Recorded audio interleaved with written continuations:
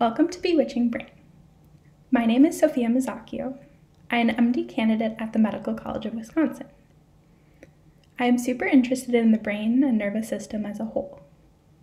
At the Medical College of Wisconsin, the Student Interest Group in Neurology provides educational outreach and is always looking for ways to engage community as we learn more about the bewitching brain. Please subscribe, share, and email me, or comment below with ideas or questions. Take good care, be safe, and help others be safe.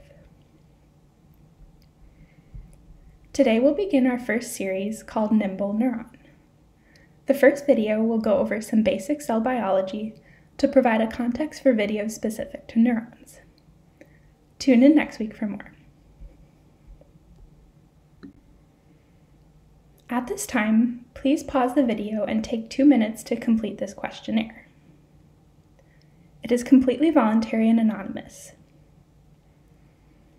The Student Interest Group in Neurology will use composite results to evaluate effectiveness and improve future videos and other educational outreach. The link is also in the description. Thank you.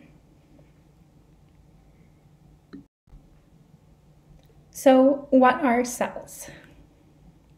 Whether you've had no biology or are an expert, a lot of different words might come to mind. These were just some of the ones that I thought of. Cells are the basic building blocks of humans and other life forms such as plants and fungi. Cells are too small to be seen with the naked eye, so we use microscopes to see them. Cells make up every part of your body, and they come in many different shapes and sizes. For example, your muscles have unique cells called myocytes that are designed to contract and relax in a pattern with other muscle cells. This allows you to have smooth motions, such as swinging a bat or writing in cursive, as well as many other functions. Your GI tract has cells that are specialized to absorb nutrients from the delicious foods you eat.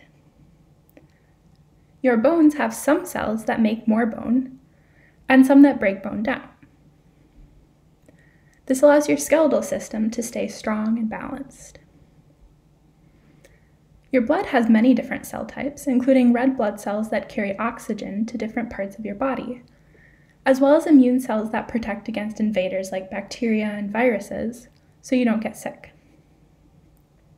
Our favorite, nerve cells, help coordinate many body functions as well as consciousness.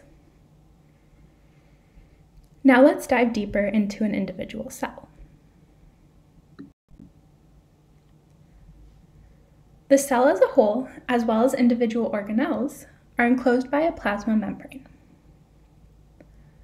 The plasma membrane is composed of a phospholipid bilayer. The spheres, which are blue in this model, represent negatively charged phosphate groups, while the squiggly lines represent lipid tails.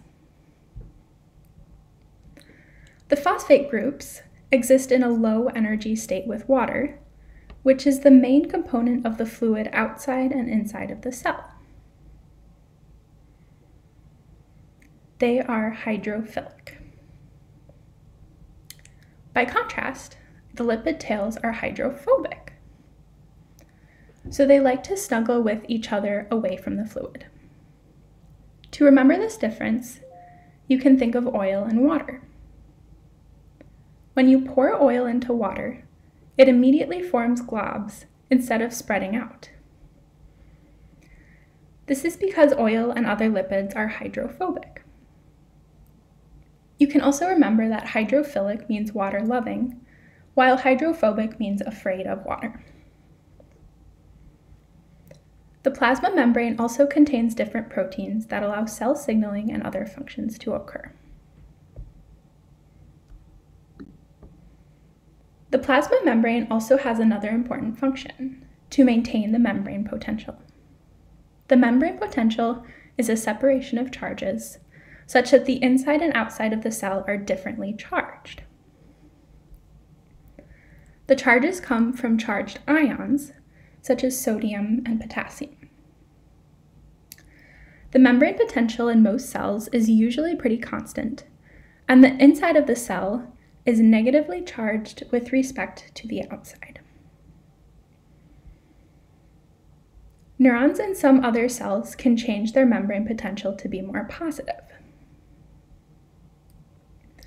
This allows them to signal to each other to transmit information, which helps create sensation, thought, and movement.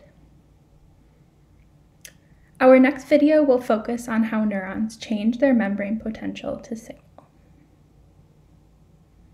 Just to clarify, the membrane potential is a difference right on each side of the membrane, not the cell as a whole.